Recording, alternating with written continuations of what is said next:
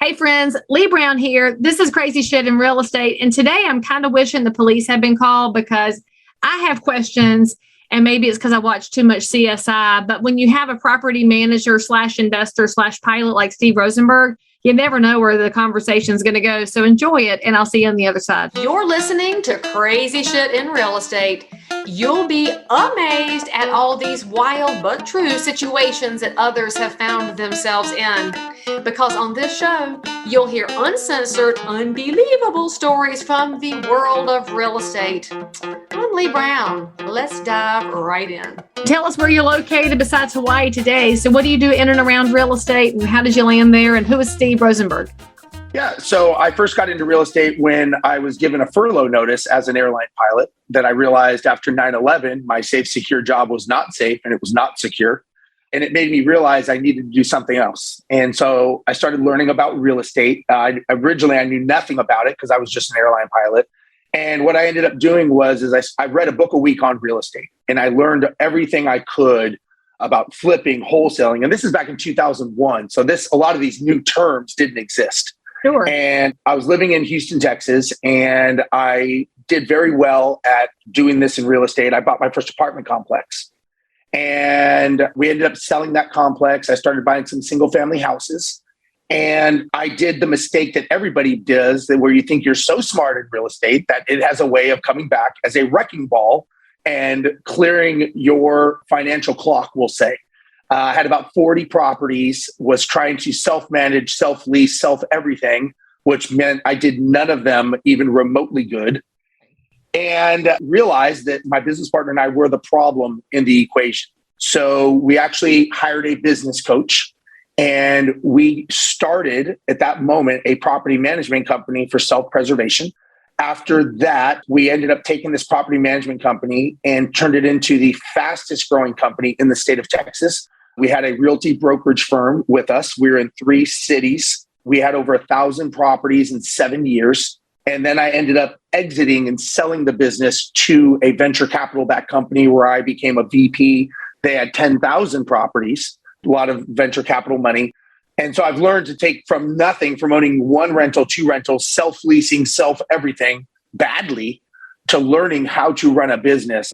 We were the most referred property management company in Houston, Texas at the time, because we were very, very good at being partners with agents. And I was CE certified.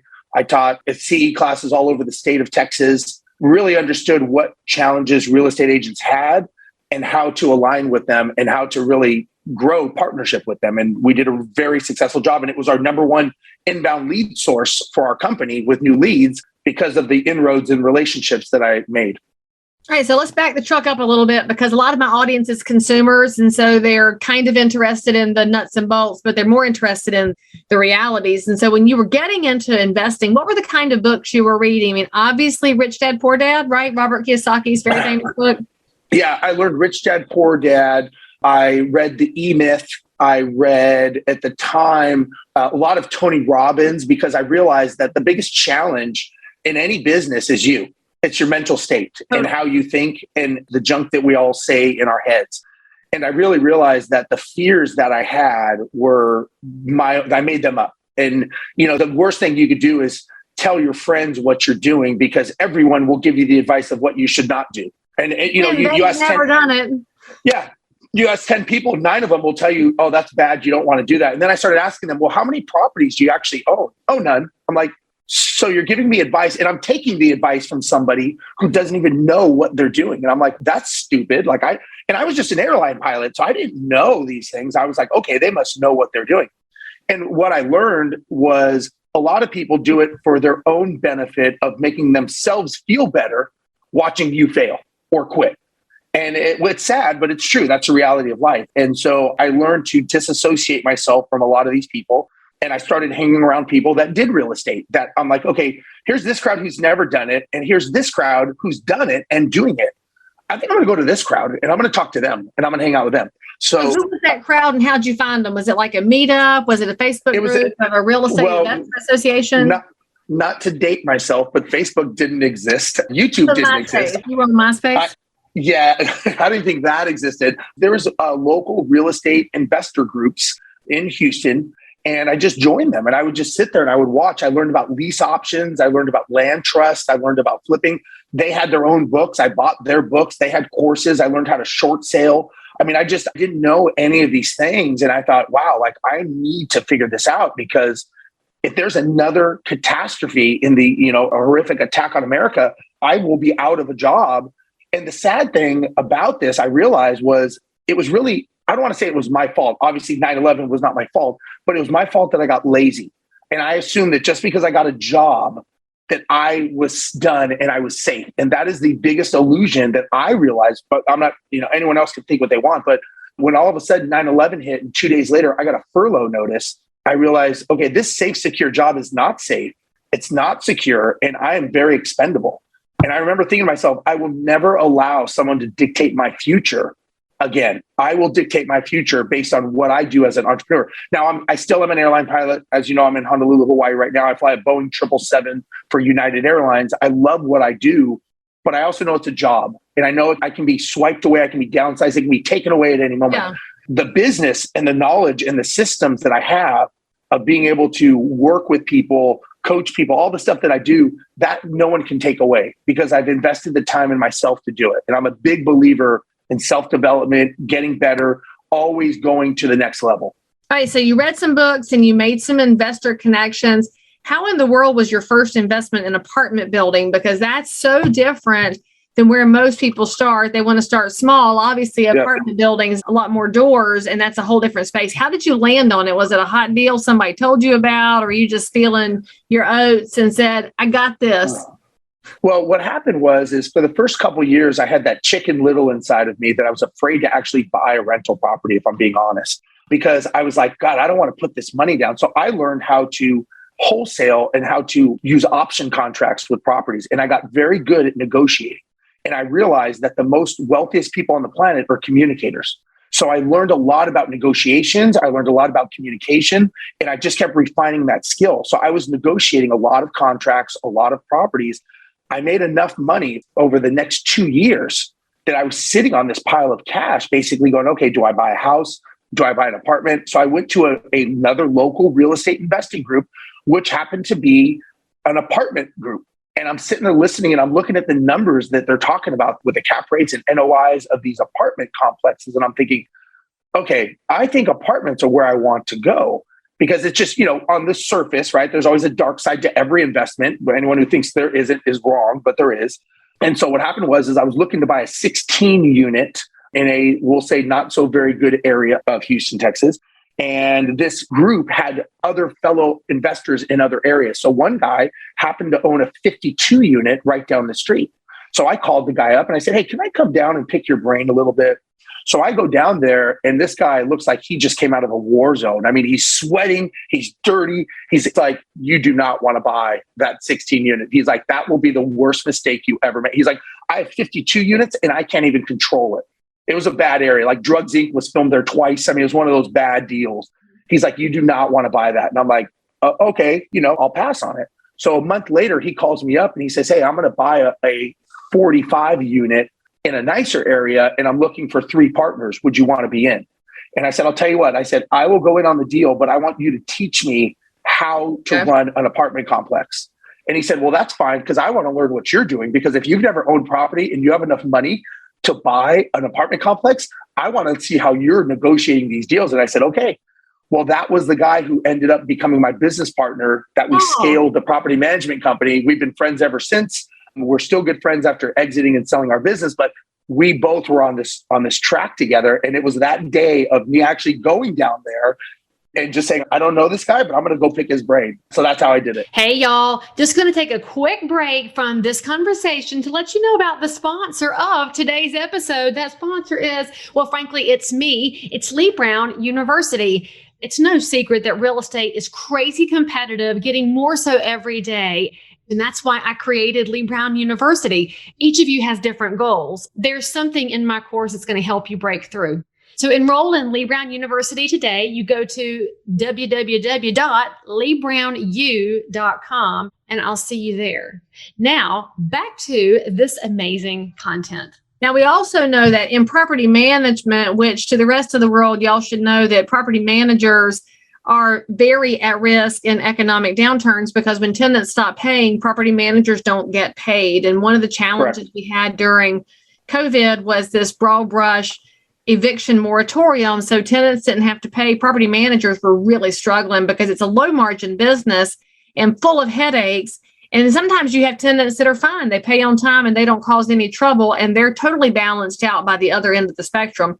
And because property management has tenants in it who may or may not have a lot of attachment to taking care of the property they're in, it's where the best stories come from. So I'm dying to know, when you started managing your own properties, what was the scenario that you walked into that you to this day still can't believe it happened in real life and not on 48 hours?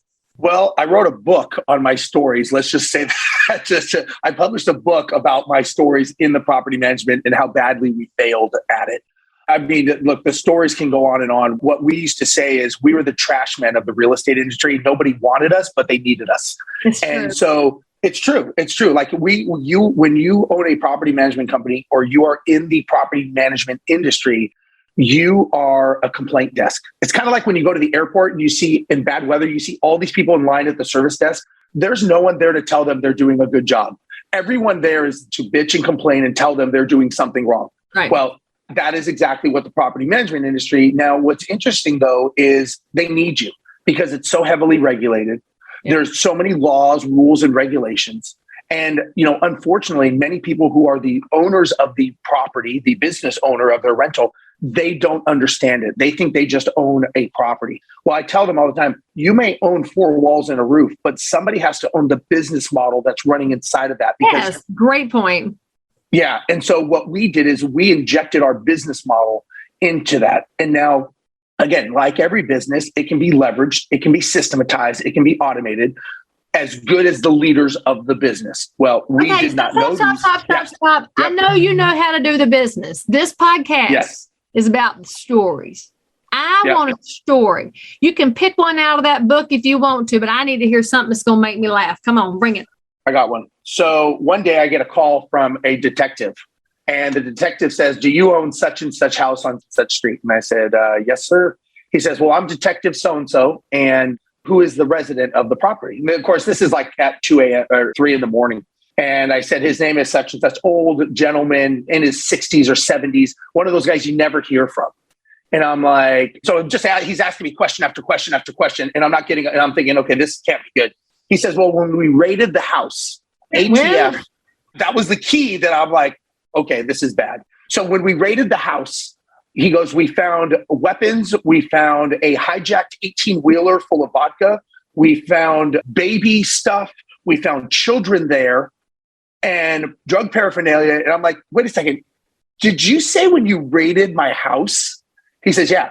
So apparently this house happened to sit on the corner. And we had a lot of properties. And every time I would drive by this house, it was very clean. It was always quiet. One day I noticed there's burglar bars around the house. And I'm thinking to myself, I don't remember putting burglar bars up.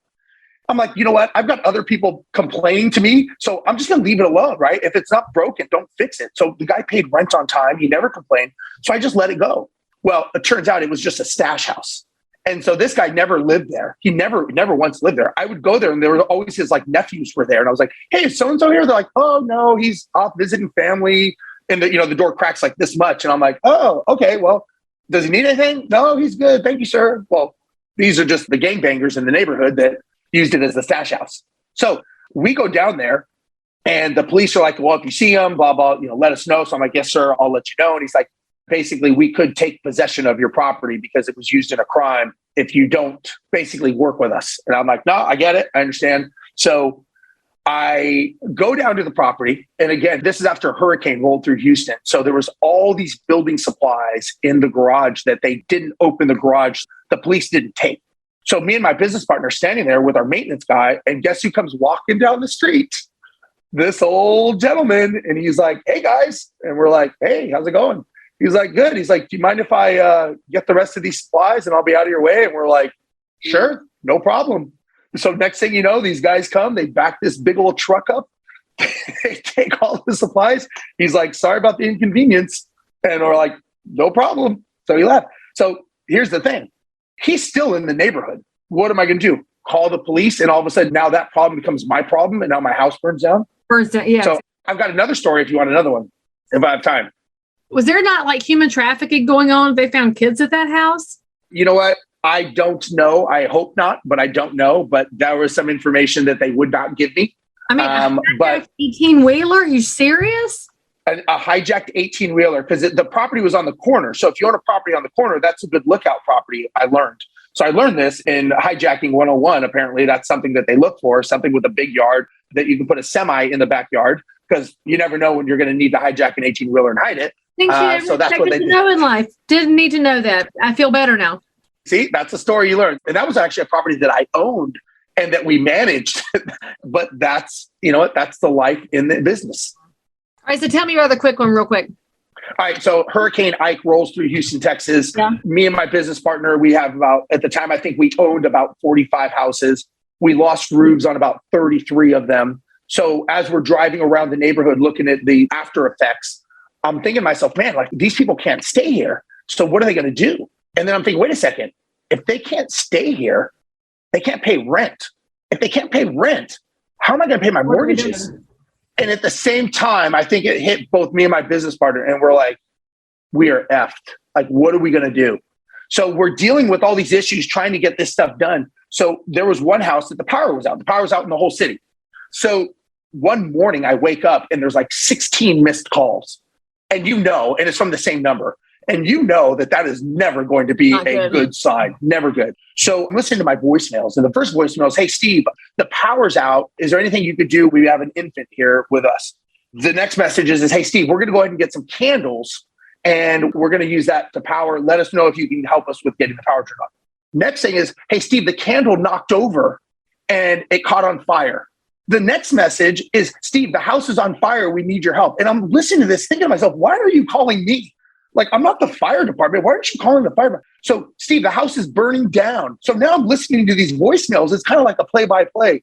And I'm like, holy crap. So I called a guy and I said, hey, can you hear the sirens in the background? And he's like, sorry, I burned your house down. And I said, first of all, you guys okay?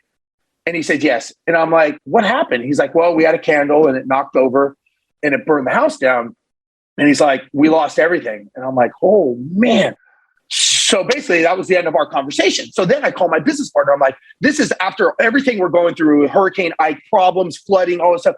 And I'm thinking to myself, if I tell him this news, he is going to be swinging from the shower. I'm thinking to myself, this is not, because he is on the edge already. And I'm like, hey, man, I got some bad news. Right. And he's just quiet. It's that eerie quiet. He's like, what is it? And I said, one of the houses burned down last night. And there's just dead silence. And I'm thinking to myself, oh, man. I said, you there? And he's like, I'm here. And he says, which house was it? So I tell him the house. And he's like, is that house insured? I'm like, I don't know. I guess it is. I mean, we got insurance on it all. He goes, I never liked that house. And it's like, I'm thinking to myself, where are you going with this? I thought you were going to say there was insurance on it. Instead, it's a happy ending?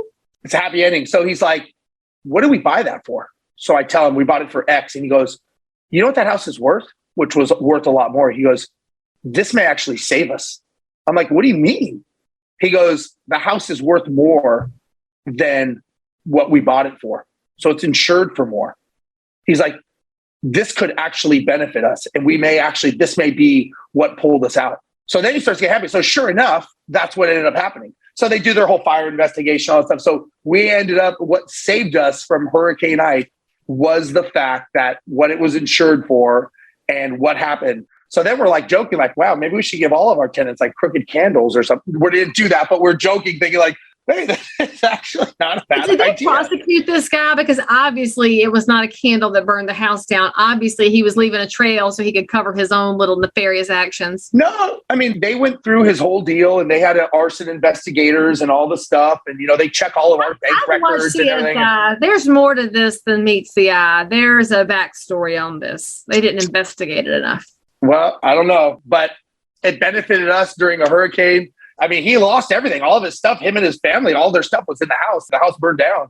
So I don't know what he could have benefited from it. I bet he took the good stuff out of the house. There's a setup here, Steve. I'm totally suspicious of this. But the good news is you kept everybody else dry. All right. So if somebody wants to reach out to you about getting your book or finding out how they can create a better business model around their investment business, what's the best way to find you?